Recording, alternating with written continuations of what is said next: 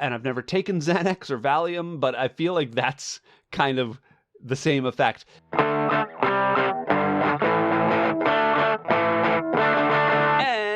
And welcome back to another episode of Exposing Ourselves. I'm Travis Ritchie, and this is episode number 22.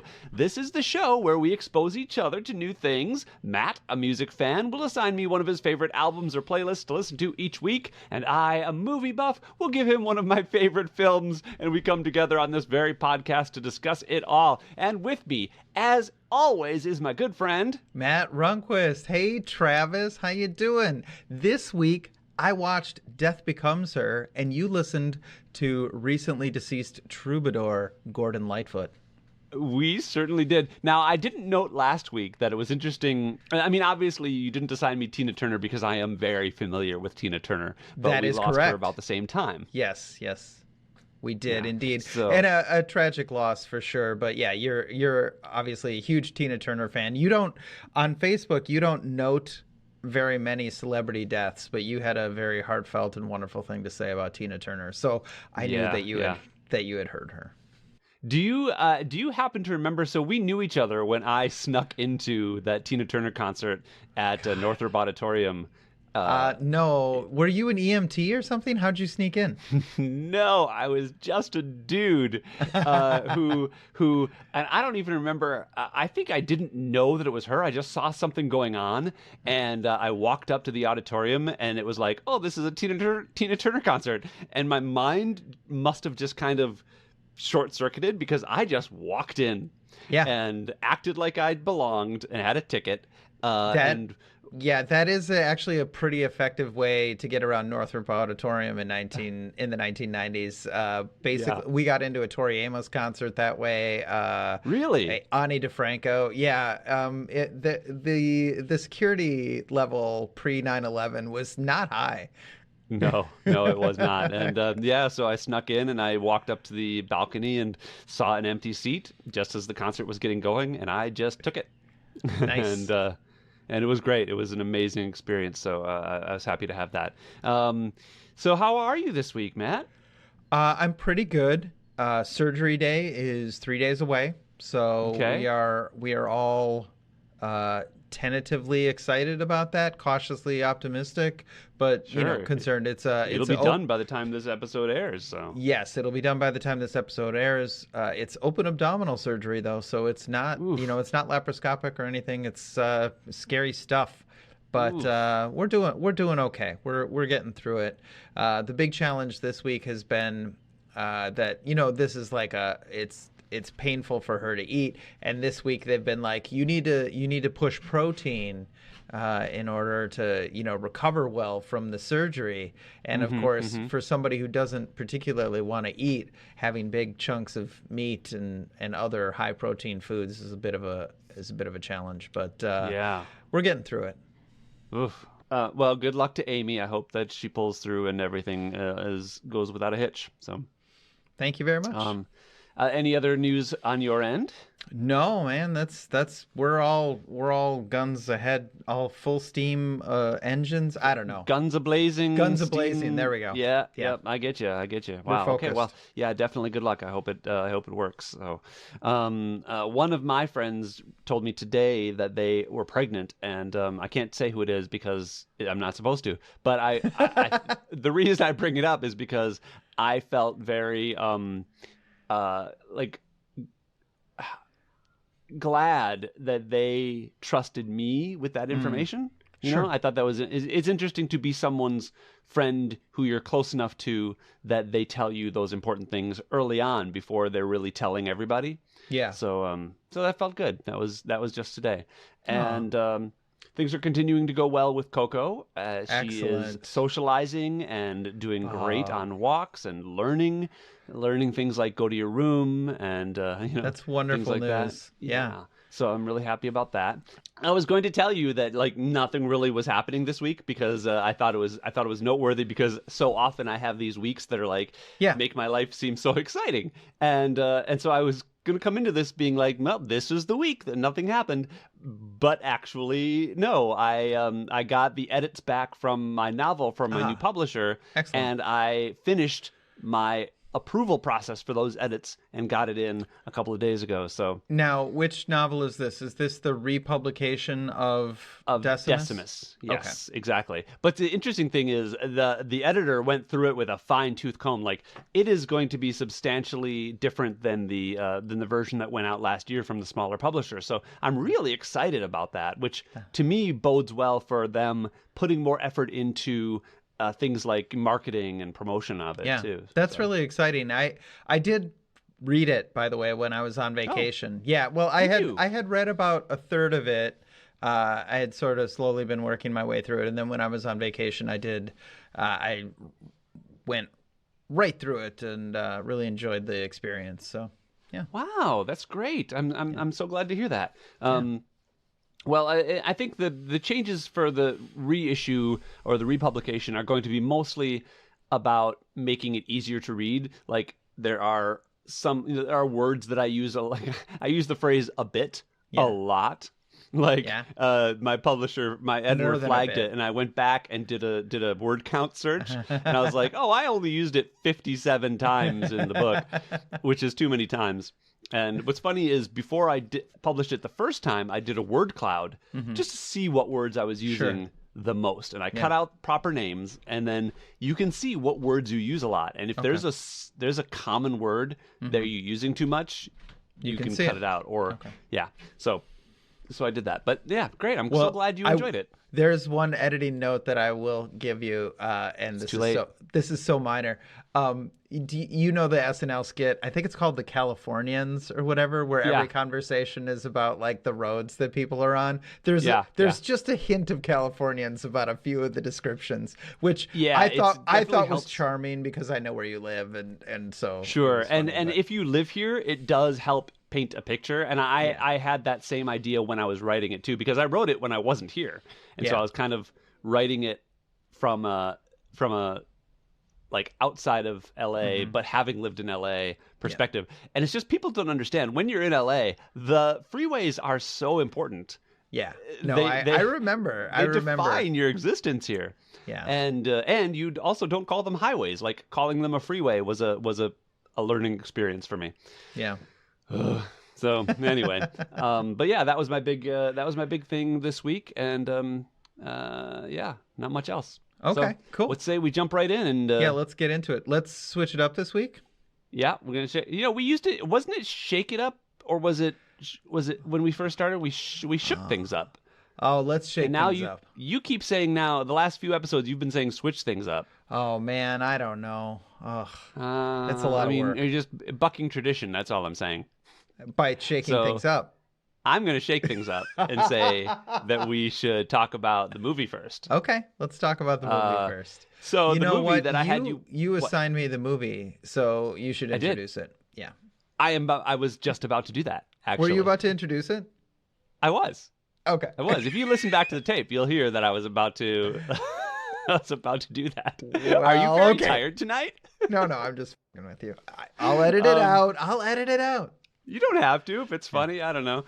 So the movie I had you watch is a bit older than we normally go, because generally what your thesis going into this project was that you haven't really watched movies in the last 20 years. Yeah. This movie is 30 years old. It dates back to 1992, and it is Death Becomes Her, directed by Robert Zemeckis, who brought us such movies as Back to the Future, Who Framed Roger Rabbit, Castaway, and so many others. He's such an interesting... I talked about him a little last week, and one of the things I like about him is that he pushes technological boundaries in his movies, no matter what the movie is. So whether it's a drama or a fantasy or a sci-fi or whatever, he's really pushing the technology of movie making, which I really like. But he's also really good. So this movie... Hold on, not to interrupt, but did he do Forrest Gump too? He did. He is Forrest Gump. Yeah. Okay. When you said the thing about technological boundaries, I was like, wait a minute. Exactly. Well, he has won special effects, I think, or his movies have won special effects awards, Oscars maybe, for 3 movies. Back to the Future, I think, won. Death Becomes Her, won. And Forrest Gump, won. Mm-hmm. So the interesting thing is that it's a farce. This movie is a farce. And it is almost like an episode of like Tales from the Crypt. Do you remember how Tales from the Crypt was kind of a dark, like sometimes it was scary, but it always kind of had that tongue-in-cheek humor to it. Yes. And Robert Zemeckis was producing Tales from the Crypt, the TV show, at the time he made this movie. So a lot of that you can see bleeds into this movie. And it stars Meryl Streep, Goldie Hawn, Bruce Willis, Isabella Rossellini, and it's about this these two women who have this kind of relationship with each other that dates back, but they're also very antagonistic, and there's a constant push and pull with their kind of, I don't know, dislike of each other, and they're fighting over Bruce Willis as their husband, and they discover, like, I guess I don't have to worry about ruining this movie, but they both are obsessed with their looks, right, and their image and staying young, and they discover this potion that basically makes them immortal, right? And so they both take it willingly, but then the downside is that they both die but cannot die. They're both killed but cannot die. They're immortal. They're immortal but not invulnerable. Exactly. So they both become essentially zombies, and then they are trying to get Bruce Willis, who is a master. At the beginning of the movie, he's a plastic surgeon, but then as he gets older, he becomes a renowned undertaker, and to basically, make dead people look like they're alive. And so these two women are wrangling him to be their their upkeep person, like to paint them and repair any blemishes and stuff like that. And that's it. I mean, it's so interesting because that part of the movie where the part where they die, is further than halfway into the movie. Yeah. Like, you're almost done with the movie, it feels like, when that happens. And the pace of this thing is really fast. I love it because everyone is so game for this movie. Like, it is ridiculous, and it is silly, and it must have been kind of a pain in the butt to make because of all the special effects involved. But you got Meryl Streep and Bruce Willis and Goldie Hawn just going for the comedy in a way that is so delightful.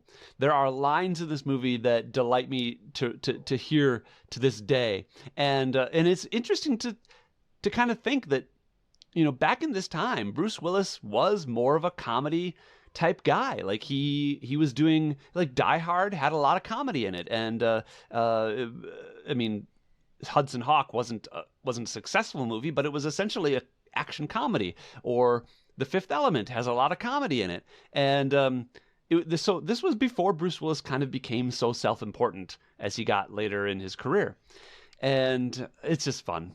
I had so much fun rewatching this movie, and so what did you think?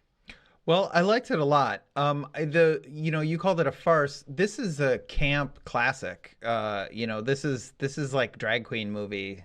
That's funny because I heard that it had become kind of a gay touchstone movie, and I wondered if that's why I liked it, or if it was a thing that only the gays really found as delightful as they did. What do you think about that?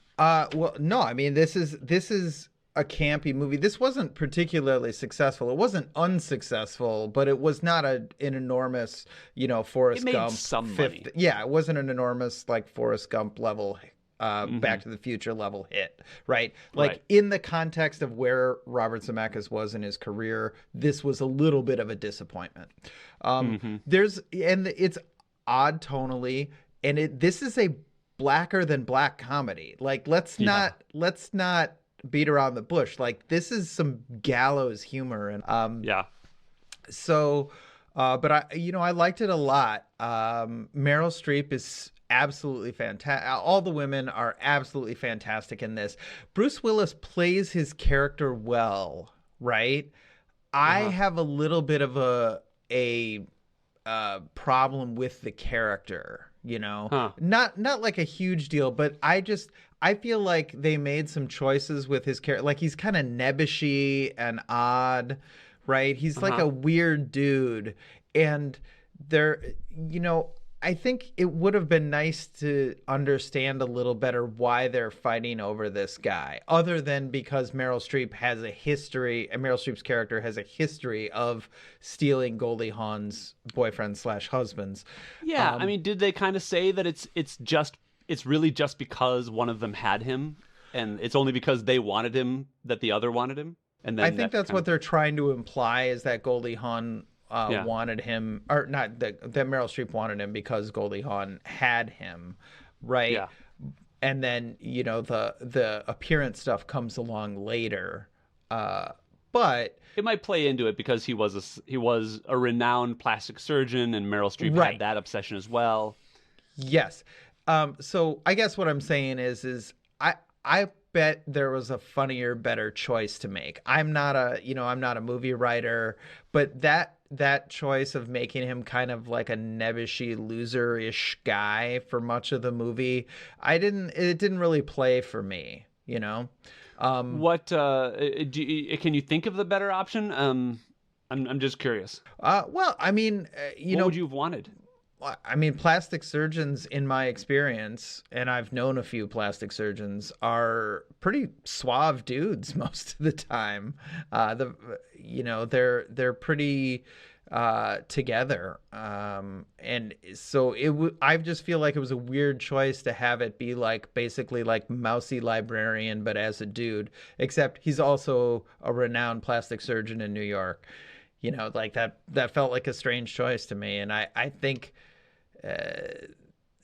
I just think it could have been different. But anyways, I don't want to like. I think the reason they did that is because it spoke to the influence, kind of like the influence of these women over him, and the fact that once, and they kind of spoke to it, like his arc was at the end of the movie gathering the power to resist them. Sure. Right. Yeah. And then even after that, when he managed to escape them completely, they do this little tail end epilogue where they say, once he got out of their grip, he was a changed man. He went on adventures and became his own person and all that stuff. So I think they tried to address that, and keeping him nebbish for the sake of the comedy, I think, was a pretty good choice. I mean, that's fair. So let's see. I loved, obviously, Meryl Streep is at her Meryl Streepiest here, and Goldie Hawn. Is it possible that she's underrated? Like, obviously she's a huge star, right? And was a huge star at the time of this movie. Mm-hmm. This is post Overboard, and I think this is pre First Wives Club, but like she was big, right? She was. But I think when we think of like the great actors of this generation, we don't, Goldie Hawn doesn't really pop into our heads, but man, she fell by the wayside a bit. She's in there with Meryl Streep, given as good as she got, and Meryl Streep is sort of the classic, like she's the one type of actress. So I really love Goldie Hawn in this movie. Well, what's interesting is that Meryl Streep, I think to this point, had not done a lot of comedy. And Goldie Hawn had. So Goldie Hawn was doing comedy from back in the, laughing days. And of the three of them, I mean, I think she is the least funny, right? Yeah. She brings some lines, and obviously she's good, right? But, Goldie Hawn and Bruce Willis are up there cracking wise really, really well. And Meryl Streep is sort of along for the ride. And, you have the other way around, right? You thought Goldie Hawn was the not funny one. No, Meryl Streep is, I would say, of the three of them, Meryl Streep is the least funny. Oh, really? Oh, yeah. Okay, interesting. I mean, it's not that she's not funny, right? But like Goldie Hawn's hilarious, and but Bruce Willis is, he's a very funny dude, right? Mm-hmm. Meryl. And Moonlighting was a comedy. I completely forgot about that. I thought I mentioned it, but I apparently didn't. Well, and Pulp Fiction afterwards also had the comedy aspect to it. There's a lot of big laughs in Pulp Fiction, and Bruce Willis is Zed's dead, baby. Okay. Yeah, there's a lot of there's a lot of big stuff from Bruce Willis. I think, but that was kind of the start of his like cool phase. Yeah, like, where he was just like cool over everything else. I mean, that's fair, right? He may have learned the wrong lessons from Pulp Fiction. But yeah, maybe. But in any case, I thought they were all fantastic here, and everybody else in it I thought was fantastic. I loved seeing Isabella Rossellini as this sexy. Yeah, so goddess. I was gonna mention this. So Isabella Rossellini is stunningly good looking in this movie. She spends most of it either half or completely naked. They still made the PG-13 rating. There's lots of side boob and etc. But Isabella Rossellini was 40 years old when this movie was filmed. Were they all in their 40s? No, they were 37. Meryl Streep was 37 and Goldie Hawn was 47. What? Goldie Hawn's that much older? Yes, Goldie Hawn was on Laugh-In, man. I know. I was thinking about that timeline which was in my the head 60s. Too. That's insane. Yeah. And they looked phenomenal. Yeah, they look phenomenal. And yeah, Isabella Rossellini was 40 years old in this, and just absolutely unreal. So, it's a really good movie. I have a bit of a bone to pick about the structure of it. So you said it's really fast moving. And actually I mentioned Pulp Fiction earlier. So Pulp Fiction plays with the timeline in order to kind of present you the important beats of the movie, like kind of spread them out. This movie goes like super chronological in a way that I think hurts it a little bit. So we skip the early parts of Goldie Hawn and Meryl Streep's relationship. We drop in on Goldie Hawn and Bruce Willis are together, they're engaged, and they're meeting her old friend Meryl Streep for the first time. Mm-hmm. And then blah, blah, blah. We skip forward 7 years. We have a pretty fat-phobic sequence in a mental hospital with Goldie Hawn. And then we skip forward another 7 years. And then we have a pretty extended, like, sort of the meat of the movie. Except, like you said, it comes pretty late in, from about 45 minutes to about an hour and a half. And then we skip forward again at the end, right? So there's a lot here, and it's all presented like very, like domino style. And there were parts of me that was like comparing this like super chronological approach to Pulp Fiction in a negative way and being like, I would have liked to have seen a treatment maybe that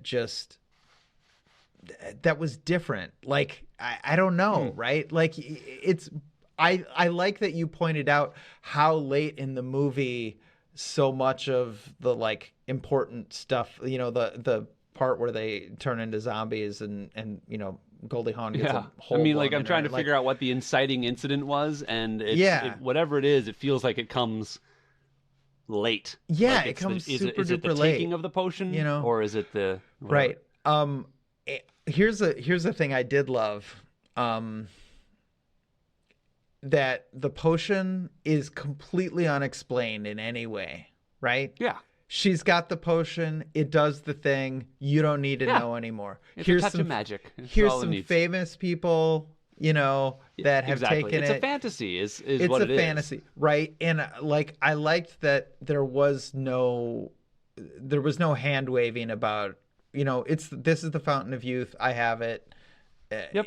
Period. Yeah, right. We don't know who Isabella Rossellini was. It's interesting. In other versions of the script, apparently she was alternately Cleopatra herself or some other, that godlike explains person. The haircut. Yeah, and all the Egyptian, symbology. Yeah, but it's I there's so much to love, I think, about this movie. I think the interesting thing about you talking about the timeline is that we don't really think about this, but Pulp Fiction changed. Like, that was novel when it did that. Like, previous to Pulp Fiction, it was probably not an okay thing to change with timeline, to play with the timeline like that. So, I think it's a little bit tough to expect that of this movie. No, but, I there's no part of me that expects it of it. I just it did feel like the pacing of it did feel just a little bit awkward, and like some things were on screen that I didn't feel like needed to be on screen, and other things were like implied that I felt like would have made interesting film. And so it just felt it felt like it needed another couple of run throughs, the script. Okay. Not to go back to Pulp Fiction again, right? But like that happened in the editing room, right? That script was linear. Well, sure. A lot of movies are saved in the editing. And I forget who Quentin Tarantino's editor is, but she is the one who suggested, like, what if we showed this out of order, and it just made it work as a movie in a way that it really didn't linearly.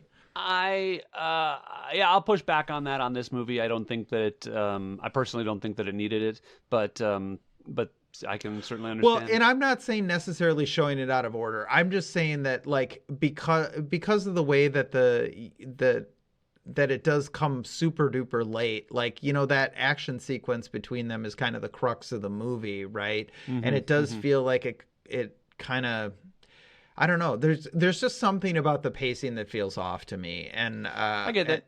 Yeah, I get it. I felt it was. I felt it was fun, even though it felt a little. Well, again, I thought it felt fast paced, because things just kind of happen.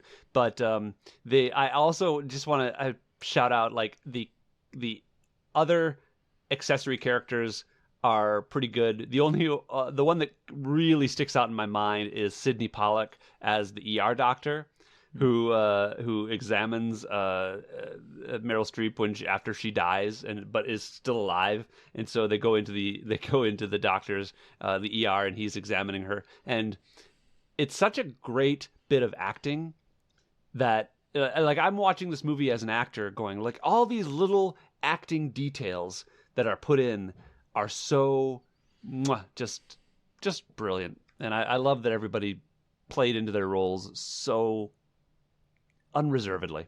Yeah, I mean, it's really high camp, and I don't think you came to it through this lens, but it's absolutely an icon in the gay scene for a reason, because it fits right in with all those, like, Joan Crawford movies, and you're so right. on Yeah, so I forth, guess it is. Yeah, very much so. Yeah, I could see this. Oh man, I could see a Broadway revival of this being done by two, like, RuPaul's Drag Race winners or something like that. Yeah, I think that would be fantastic.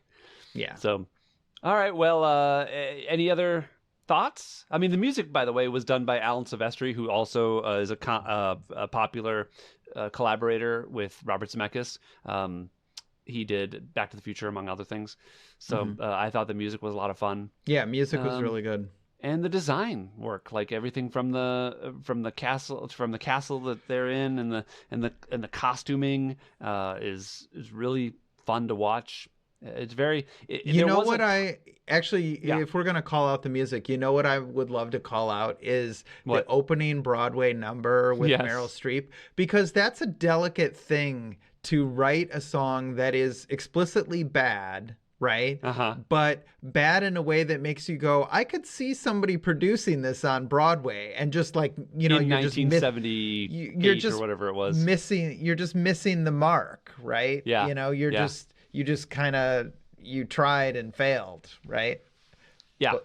Yeah. Absolutely. And it's such a that song is so campy, and her performance is so campy. It's just so very, very weird. The show was called Songbird, but it was an adaptation of a book. I can't remember what the book was called, but so much fun.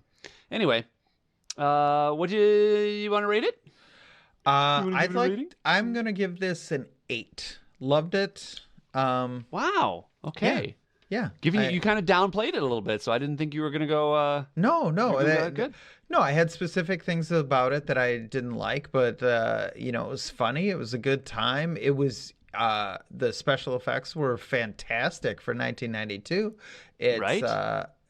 and the ending is clever, like Mm-hmm. I mean, I think the idea that the seeds of your own destruction are inside you is a classic horror slash fantasy slash fable theme, and Mm-hmm. it hits that note perfectly. So Yeah, it does.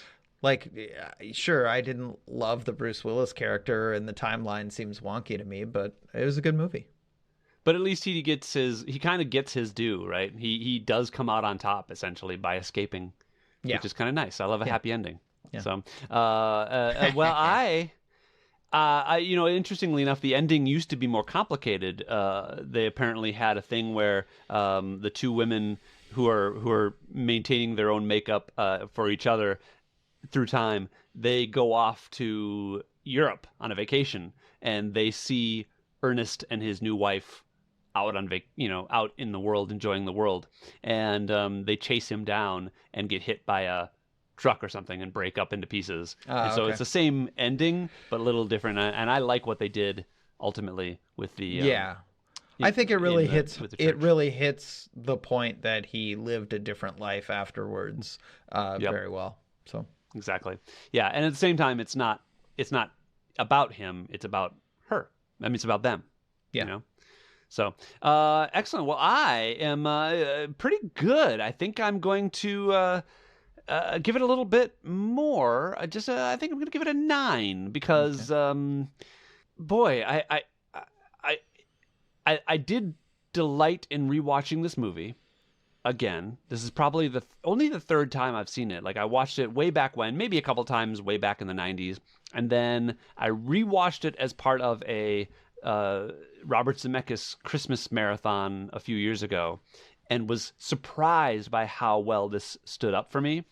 And then just now rewatching it was the first time in a few years, but I really enjoyed it. So, but yeah, I think a 9. I think a 9 is a really good movie.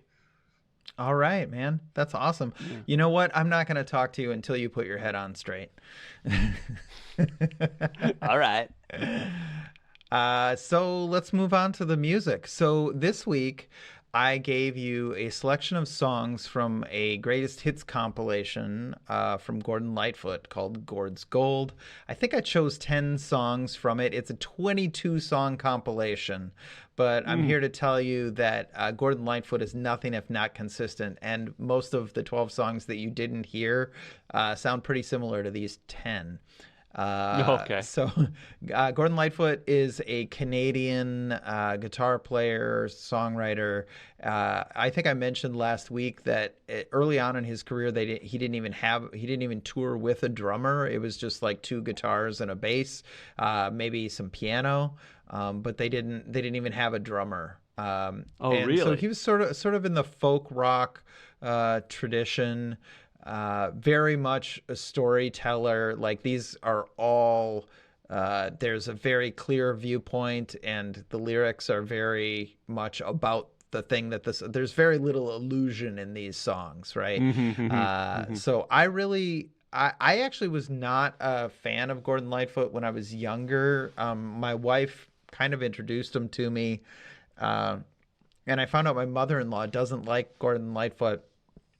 And I was in a used record store maybe 2 years ago, and I saw this Gord's Gold for $5, and I picked it up. Double album, $5.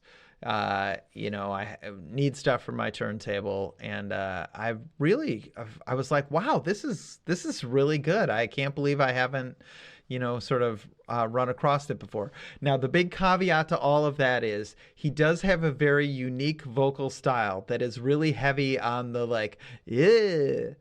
And if you can't get over that, then you're not going to like Gordon Lightfoot. So, my favorite of these, God, I don't even know what my favorite is. I really dig all of this music. If You Could Read My Mind, which was his first wide single, is a beautiful, beautiful song about the end of a relationship. And, I do have a little bit of a soft spot for that one. So I'll say that one. It's the one that I felt like I had heard before, but I wasn't quite sure because there were a couple of songs in here where melodies reminded me of other things. Okay. And so I wasn't sure if that was it but I was very not familiar with Gordon Lightfoot going into this.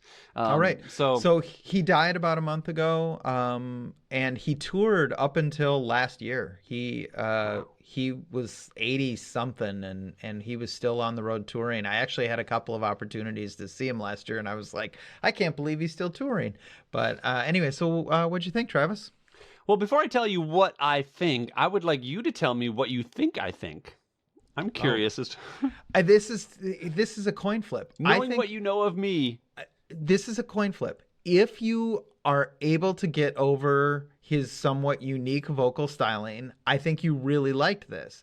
If, however, his voice just annoys the living heck out of you, then I think you didn't like it. But I don't know what your reaction to his voice is. Okay. Well, I will tell you, I really liked this album. Oh, good. I didn't think his voice was annoying at all. In fact, I thought his voice was extremely pleasant. He has a little bit of vibrato that he puts in now and then, but I don't think he overuses it. And I think he has a really specific kind of command over his tone and notes that he's singing. He's not doing a lot of runs or a lot of, this or that, but he has a specific melody that he's singing and he's hitting it accurately and, to my mind, pleasantly. The simile I made was that this is like listening to Bob Ross painting a picture. It was so pleasant. Like, honestly, the moment I put this on when I was walking Coco for a walk, and the moment it started, I felt this kind of wave of like almost relief start from my ears and go into my brain and then sweep itself down my body. And it was very nice. And so do you know how the other thought I had was that some songs sound important, right? Okay. Like Dog Days from Florence and the Machine. Sure. Feels like an important song, right? Yeah. Somehow. This album and every song in it were the least important songs ever, but in the best way. Talk about that. So I just felt like I think mellowness is the word of the day here. It was just so easy like Sunday morning, and and you just like, oh man, Here's the thing. I felt.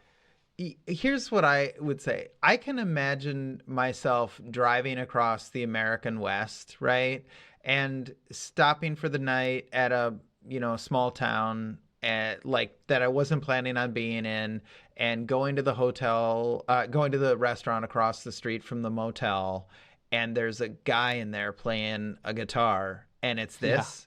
Right? Yeah. Like, that's what this feels like, is like, yes. And apparently that's what the beginning of his career was like. Like he's he's a bit of a guitar prodigy, so from a very young age, he was playing in bars in like cow towns in Canada. But I could definitely see just like walking in and being like, wow, this guy's pretty good, Yeah. So, I mean, I'll tell you, man, this is generally not my bag, this type of music. But I really enjoyed listening to this guy. And you're right, he's a storyteller. Every song has its own kind of like style, even though they're all very closely styled, right? That folk kind of sound, but each song is different in a way that it's just different enough to be satisfying, but not so different as to be jarring. Sure. So it rides that fine line, and I think that, maybe it's not that fine of a line, but it is a zone that I think is good for an album to take. And it was just, I don't know, it was really interesting. There was one song, and I'm not quite sure which song it was. It might be For Lovin' Me or Fair on 8th Avenue. There's a melody riff just a series of notes that I kept on hearing it, and I was so bugged about what song it reminded me of. And Oh. do you know? No, I don't, but I'm Oh, curious. So I finally figured it out, and it's the "Feed the Birds" song from Mary Oh, Poppins, da da and da da but da. it's not that part of it. Oh, okay. It's Which part it's is the it? part before that where it's like, there on a bell, there's a pretty old woman called. And Nice. then that series of Yeah. notes. I'm not. Those even aren't the words to that song, but it's that beginning part of the song that was really there's like 4 or 5 notes that are just identical, and it was but it was once I figured it out, it became comforting. Like Yeah. that's what this album was, very comforting to me. Yeah. And here's the other thing. You know how sometimes I've said in the past on this show that some of these albums that are in this kind of like comforting, nice way would be great to have on a Sunday afternoon in the background. Yeah.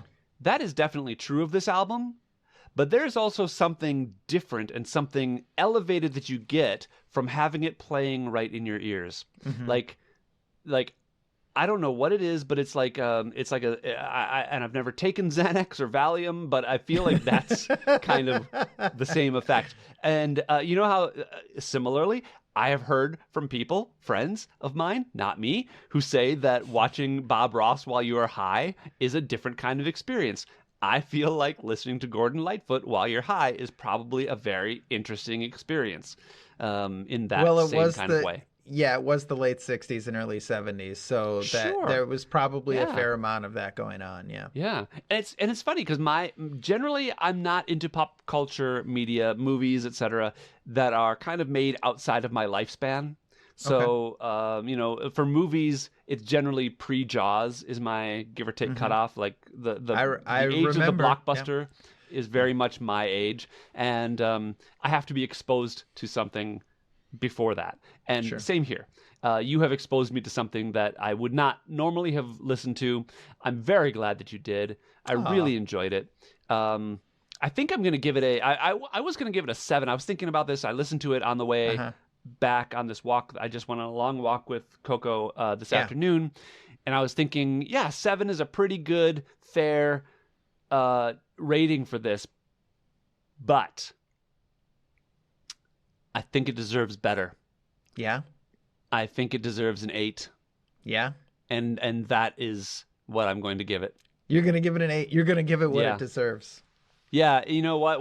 It's weird because it like in so many ways this is not the type of thing that I would normally love. Okay. But I just loved the warm fleece blanket feeling that this gave me. That's fair. That's fair. Yeah. What would I rate this? Gosh, I totally forgot I had to rate it too.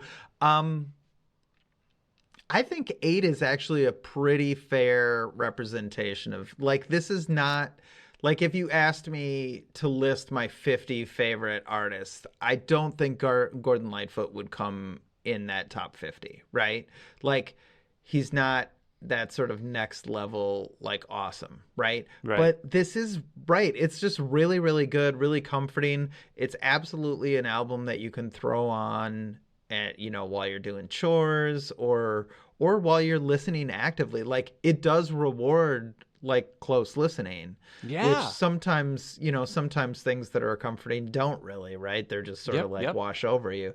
But this does, there's stories to listen to and to enjoy, but it's not just about the stories, right? There's good melodies and hooks to sing along with. So I think this is an 8. And a solid 8 for me. I got more out of it the second time than I did the first, and that might be why I increased my rating of it. But I definitely recommend this to people who want to check it out, and you can check it out if you check out. You can see Matt's playlists on YouTube Music. And we will put the playlist link in our show notes. And while you're there, go ahead and give us a rating on whatever podcast app you are listening to this. It really helps us, and we haven't gotten many yet, but we are hoping to have more of you join us here.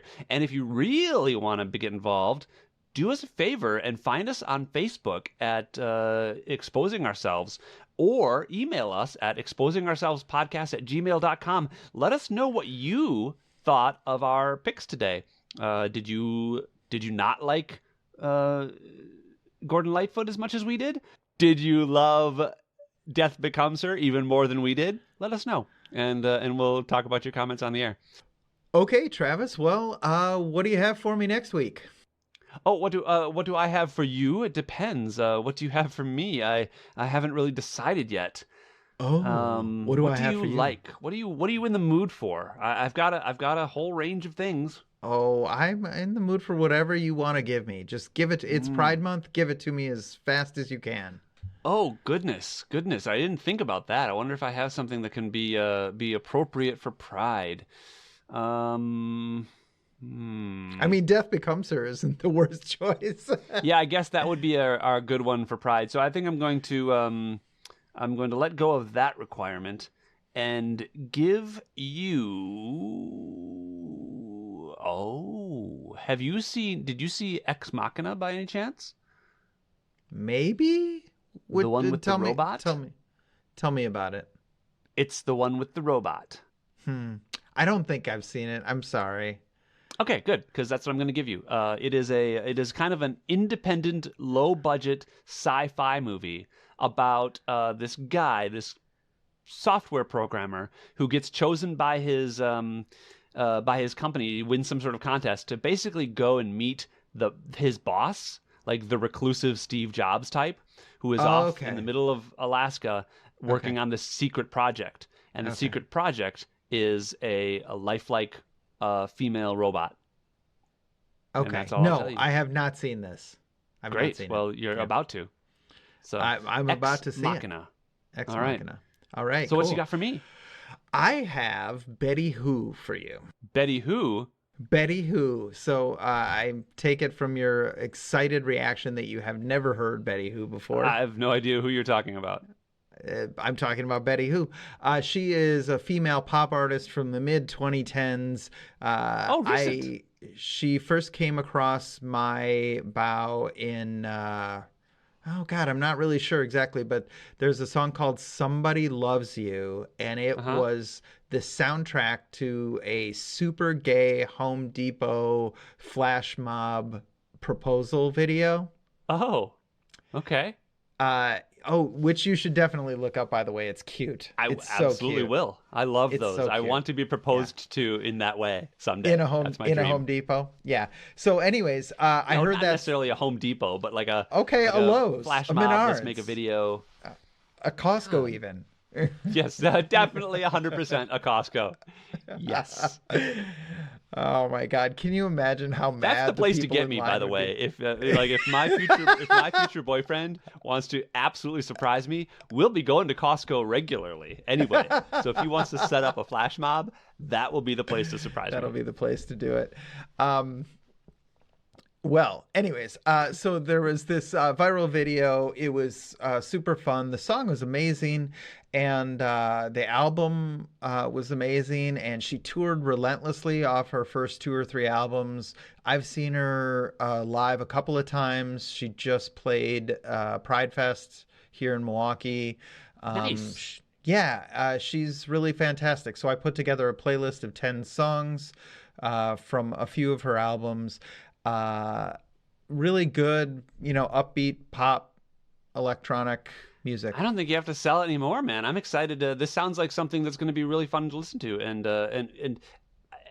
like things of this ilk are very much things that I should be aware of, and usually it takes a boyfriend of mine to show it to me. Things like Sia and Lady Gaga and these kind of things that I just don't listen to on my own, but once I become exposed to them, I love them. So I think this is going to be great. So awesome. Thank you for exposing me to this. And also, Matt, thank you for exposing yourself to me.